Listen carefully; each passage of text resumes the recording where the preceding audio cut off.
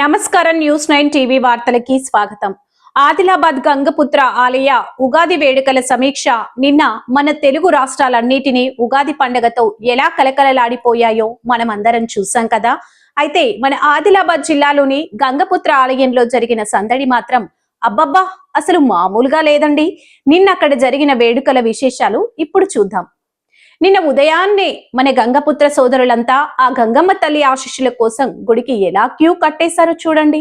కొత్త బట్టలు కట్టుకొని ఆడపడుచులు చక్కగా ముస్తాబై పూజా సామాగ్రితో గుడి మెట్లు ఎక్కుతుంటే ఆ కోలాహలం చూసి రెండు కళ్ళు సరిపోవదేలేదండి.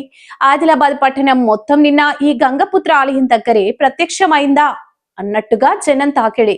అయితే నిన్నటి వేడుకలో అసలైన హైలైట్ ఏంటో తెలుసా?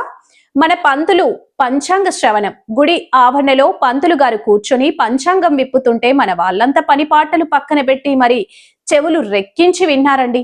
పంతులు గారు చాలా చక్కగా వివరించారు. ఈ పరాభావనామ సంవత్సరంలో ఎవరి జాతకాలు ఎలా ఉన్నాయి, ఎవరికి లాభాలున్నాయి, ఎవరికి ఖర్చులు ఎక్కువ ఉన్నాయి అనే విషయాలు చెబుతుంటే భక్తులందరూ ఎంతో ఆసక్తిగా విన్నారు.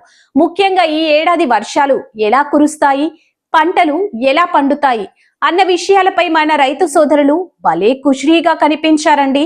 నిజంగానండి, భక్తితో పాటు మన సాంప్రదాయాలని గౌరవించుకోవడంలో ఆదిలాబాద్ ప్రజలు ఎప్పుడు ఒక అడుగు ముందే ఉంటారు.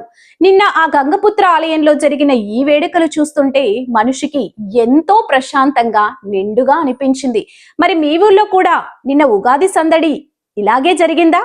మరోసారి మీ అందరికీ ఉగాది శుభాకాంక్షలు తెలుపుకుంటూ సైనింగ్ ఆఫ్. చూస్తూనే ఉండండి మన ప్రత్యక్ష ప్రసారం న్యూస్ 9 టీవీ తెలుగు.